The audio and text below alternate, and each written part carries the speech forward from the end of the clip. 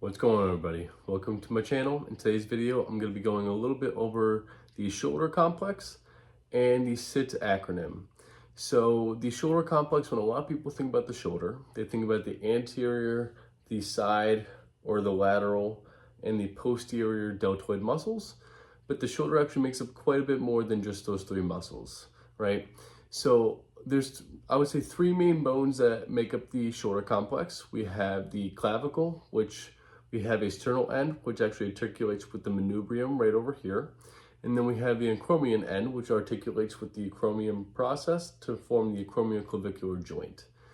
And then we have the scapula.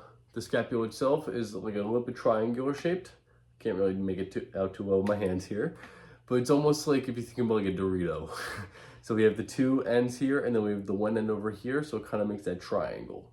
And then we have the humerus, or the arm bone. Now the humerus is actually going to articulate with the scapula and what we call the glenoid cavity. It's very similar to the hip in that instance. So the shoulder is actually a ball and socket joint, so we kind of sacrifice a little bit of stability for the mobility of our shoulder. So it's very similar to the hip, where we have the acetabulum and then we have the head of the femur.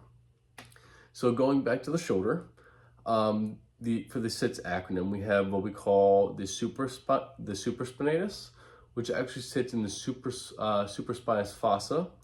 Now, where's the supraspinous fossa?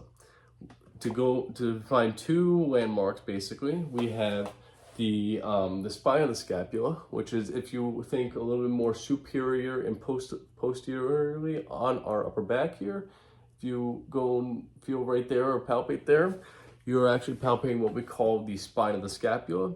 And then just a little bit more superior to that, we have what we call the superior border of our scapula. I'm not sure if you can really palpate that too well, but the supraspinatus actually runs horizontally in that little groove underneath our upper traps, and it's going to insert onto what we call the greater tubercle of the humerus. Now the greater tubercle sits a little bit more posterolaterally onto our humerus.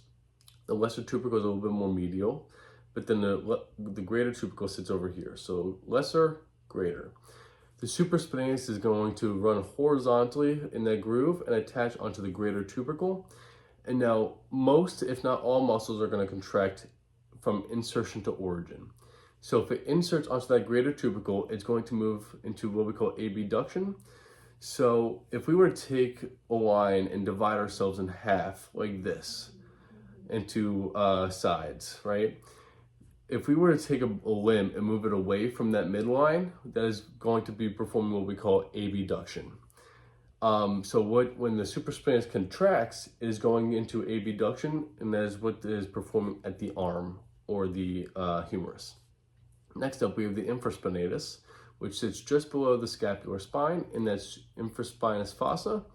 It's going to attach right to that greater tubercle as well, so it's going to wrap around posterolaterally onto that greater tubercle, and it's going to be performing what we call external or lateral rotation of our humerus. Next up, we have the teres minor, which sits just a little bit on top of our teres major. Our teres minor is going to be doing the exact same kind of action, or relatively the same actions as the infraspinatus, but it's going to be helping us perform what we call the external lateral rotation. And then next up, we have the subscapularis, which is, if we think about the anterior portion of our scapula, we have the subscapular fossa, which is where the subscapularis sits, and that's actually going to be attaching right into that lesser tubercle. So it's going to help us contract. When it contracts, it's going to be pulling our arm internally or medially. So you might be thinking a lot of the times, how do I determine action of a muscle, right? Most, if not all, muscles are going to contract insertion to origin, so it's going to shorten that way, right? And if we look at the angle at which they're pulling, that's going to help us dictate the action. So if the supraspinatus runs horizontally down this way and attaches here, when it contracts, it's going to help us bring our arm away from the midline of our body into abduction. And then if we think about the infraspinatus, it's going to attach a little bit more posteriorly and wrap around, so it's going to help out with that motion. So just to kind of sum up everything, right, for our shoulder, we have the collarbone of the clavicle, which has a sternal end and a acromial end.